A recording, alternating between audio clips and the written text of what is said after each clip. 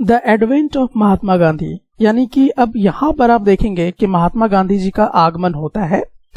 तो सबसे पहले हम लोग यहाँ पे देखते हैं कि जो महात्मा गांधी थे उनको एज अ मास लीडर के तौर पे देखा जाना शुरू हो गया था। तो महात्मा गांधी जी उस समय भारत में कब आए थे मैं आपको ये बता दूं। तो गांधी जी जो थे, जिस समय उनका एज 46 वर्ष हो रहा था, यानी कि 1915 में वो साउथ अफ्रीका से भारत आए थे। जिस समय गांधी जी की उम्र कितनी हो रही थी, 46 वर्ष हो रही थी। और इससे पहले यानी कि 1915 से पहले वो साउथ अफ्रीका में थे और 1915 में क्या किए, वो भारत आए। और जब वो भारत आए तो यहाँ पर थोड़ा ये भी हम लोग देखेंगे कि साउथ अफ्रीका में जो थे गांधी जी एक्चुअली कर क्या रहे थे। तो साउथ अफ्रीका में जब गांधी जी थे तो वहाँ इन्होंने नॉन वायलेंट मार्चेस जो है, इन्होंने एक अहिंसा तरीके से, यानी कि अहिंसक तरीके से इन्होंने वहां पर आंदोलन चलाया था। किसके खिलाफ चलाया था? जो रंग भेद के आधार पर क्या करता हो, भेदभाव करता हो। तो रंग भेद के आधार पर जो भेदभाव करता है, इसका विरोध जो था इन्होंने अहिंसक तरीके से, यानी लड़ाई झगड़ा करके नहीं, गाली गलौज करके नहीं, बल्कि शांतिपूर्वक तरीके से इन्होंने क्या किया था, वहां पर इसका जो है इन्होंने आंदोलन छेड़ा हुआ था। और यही कारण था कि बहुत सारे लोग जो थे इनको इंटरनेशनल के तौर पे देखने भी लगे थे और इनका बहुत रिस्पेक्ट भी करना शुरू कर दिए थे। इनका जो साउथ अफ्रीका में कैंपेन वगैरह जो चल रहा था, उसी दौरान इनकी जो मुलाकात है इंडियंस लोगों से होती है। इंडियंस लोग यानी अलग अलग टाइप्स के इंडियन से इनकी जो है इनके टच में आना शुरू हो जाते हैं। जैसे कि जो हिंदू इंडियंस थे वो भी इनके टच में आते हैं। जो मुस्लिम समुदाय के लोग थे जो इंडिया के थे वो भी गांधी के टच में आते हैं। पारसी लोग जो थे वो भी इनके टच में आते हैं। और जो क्रिश्चियन लोग थे वो भी गांधी जी के टच में आते हैं, चाहे वो गुजराती हो, तमिल हो, या नॉर्थ इंडियंस लोग हो, या अपर क्लास मर्चेंट हो, लॉयर हो, वर्कर हो, ये तमाम लोग गांधी जी के टच में आने शुरू हो जाते हैं। कब?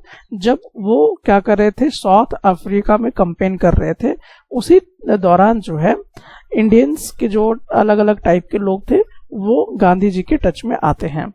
यहाँ पर आपको मैं बता दूं कि 1895 में जो गांधी जी थे, ये दूसरे इंडियन के साथ मिलकर इन्होंने नटाल कांग्रेस का जो है वो गठन किया था। किस चीज का गठन किया था? नटाल कांग्रेस का गठन इन्होंने किया था। और ये नटाल कांग्रेस का गठन इन्होंने क्यों किया था? तो इन्होंने इसलिए किया था क्योंकि वहां पर साउथ अफ्रीका में रैशनल डिस्क्रिमिनेशन होता था, यानी रंग के आधार पर भेदभाव होता था। ठीक है, तो उसी के अगेंस्ट जो है इन्होंने क्या किया था, मुहिम जो चलाई थी। तो इसके लिए इन्होंने एक गठन कर लिया था नटाल कांग्रेस ऑर्गेनाइजेशन करके, जो 1895 में इन्होंने की थी। और इसी का माध्यम से वो क्या कर रहे थे, वहां पर लोगों से जुड़ रहे थे। तो ये सब चीजें जो हैं ये देखने को मिलता है। तो अब देखते हैं कि गांधी जी जो हैं अब भारत में तो आ जाते हैं। ठीक है, 1915 में जब उनकी उम्र 40 वर्ष की थी, तो जब वो भारत में आते हैं तो इन्होंने 1 साल लगभग पूरा जो है भारत का भ्रमण करने में लगाया। तो ये भ्रमण क्यों कर रहे थे? तो ये समझना चाहते थे भारत के अलग अलग सिचुएशंस को कि यहाँ के लोग कैसे हैं, इसको समझना चाह रहे थे। इनकी ज़रूरतें क्या हैं वो जानना चाह रहे थे। ठीक है, तो इसीलिए इन्होंने 1 साल पूरा लगाया भारत का भ्रमण करने के लिए। और उसी दौरान इनकी जो मुलाकात है राजेंद्र प्रसाद जी से होती है और वल्लभ भाई पटेल जी से होती है।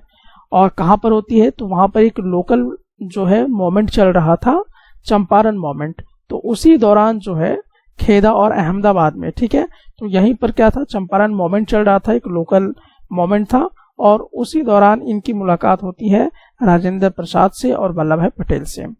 और इन्होंने क्या किया था, अहमदाबाद में जो है एक पूरा सक्सेसफुल तरीके से इन्होंने नेतृत्व किया था किसका, मिल वर्कर लोगों का, जो वहां पे स्ट्राइक वगैरह चल रहा था।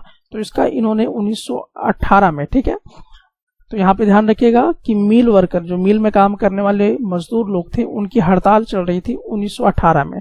तो ये कहाँ चल रही थी? अहमदाबाद में चल रही थी। तो इसका सफलतापूर्वक नेतृत्व उसमें कौन किए थे? तो गांधी जी जो है वो कर रहे थे।